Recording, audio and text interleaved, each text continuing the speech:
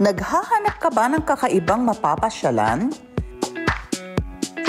Magandang balita dahil kamakailan lang ay muling binuksan ng PAG-ASA o ang ating Philippine Atmospheric, Geophysical and Astronomical Services Administration ang kanilang planetarium sa Quezon City. Isinailalim ang planetarium sa masusing pag-aayos. Unang beses pa lang ito ay sinailalim sa malakihang renovation. Nag-start yung renovation around June po this year. 3 months renovation po. Kasama na po dun yung waterproofing saka renovation ng mga dingding and repainting na rin po. More on physical appearance lang po ng mismong planetarium yung in-improve. Alok ng planetarium ang pagkakataong matuto tungkol sa astronomiya sa pamamagitan ng 20 hanggang 30 minutong palabas na nagpapakita sa kalangitan at kalawakan at mga planeta at bituin na naroon.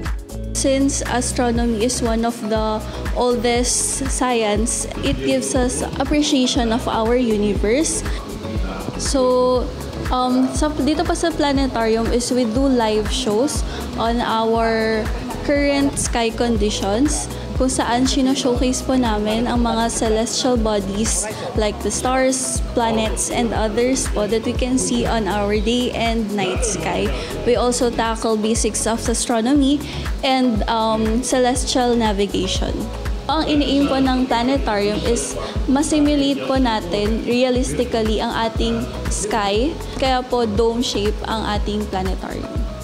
Itinayo ang planetarium na ito noong September 1977. Pinangasiwaan ito ng Astronomy Research and Development Section at Atmospheric, Geophysical and Space Sciences Branch ng PAG-ASA. Sa ngayon po, ang DOST PAG-ASA ay may 3 planetarium po.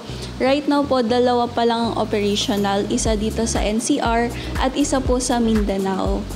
Isinasaayos na rin ang isa pang planetarium sa Mactan, Cebu.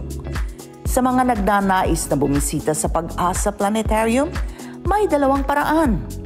Magpadala ng email kay PAG-ASA Administrator Dr. Nathaniel T. Servando at Space Science and Astronomy Section Chief Engineer Maria Rosario Ramos. Ilagay ang petsa, oras at bilang ng mga nais manood.